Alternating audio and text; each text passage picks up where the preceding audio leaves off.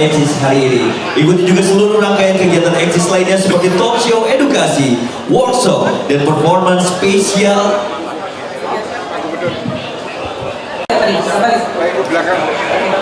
Silakan.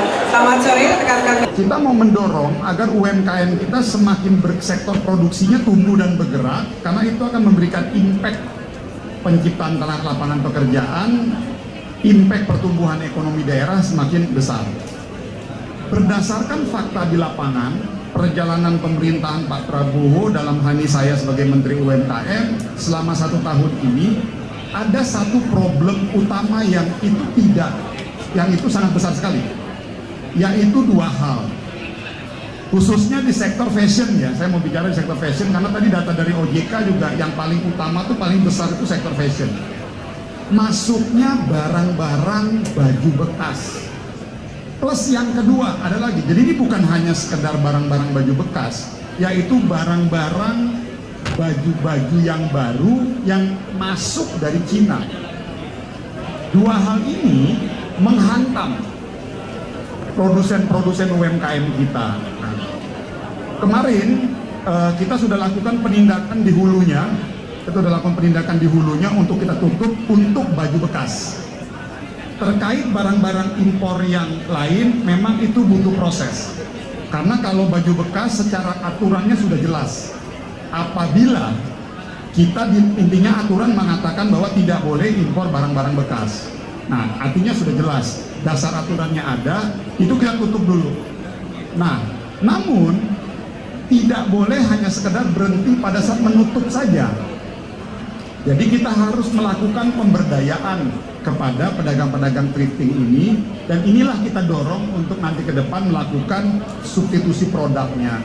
Sekarang kami sudah panggil beberapa asosiasi-asosiasi untuk mempersiapkan dan mendorong, dan kita juga sudah bicara dengan pedagang-pedagang thrifting ini juga. Secara prinsip oke, cuman ada beberapa hal yang memang perlu kita detailkan nanti. Nah, yang kedua, kemarin saya juga sudah menginstruksikan melalui Deputi Usaha Kecil untuk menghubungi platform-platform e-commerce. Platform-platform e-commerce agar mereka mulai menyetop, tidak boleh lagi memberikan fasilitas pengiklanan terhadap barang-barang thrifting. Dan alhamdulillah tadi pagi kita sudah lihat sudah ada beberapa yang e-commerce yang sudah ditutup. Besok kita panggil. Jadi besok kita panggil e-commerce-nya, kita akan kumpulkan dan kita akan evaluasi, dan tentunya kita akan dorong produk lokal untuk mereka bisa betul-betul difasilitasi oleh e-commerce kita. Jadi semangatnya di situ tuh terkait barang-barang ini. Nah, tetapi yang ingin saya tegaskan bahwa ini tidak bisa sekedar berhenti begitu saja. Saya berterima kasih sama Menteri Keuangan karena ini kan urusannya dari hulu sampai hilir, Mas. Hulunya itu ada di Kementerian Keuangan karena alur barang masuk itu di sana.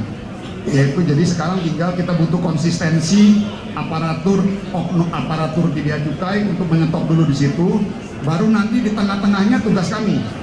Sekarang ini semua tugas Kementerian UMKM untuk mendorong substitusi produknya serta memanggil, mengkonsolidasikan, mengatur e-commerce yang menjual produk-produk itu kita tutup. Jadi itu, dan udah muncul juga di beberapa media-media bahwa beberapa e-commerce sudah mulai menyetop dan menutup. Jadi pada saat itu ditutup semua, nah baru tadi Mbak, akhirnya mau nggak mau UMKM kita akan tumbuh. Kreativitas produk, kualitas produk akan didorong. Ada isu satu lagi mengenai harga. Katanya barang-barang lokal kita harganya masih dianggap tidak bisa bersaing. Saya bilang gini, masalah harga tuh teori hukum pasar. Semakin banyak pasar yang meminta,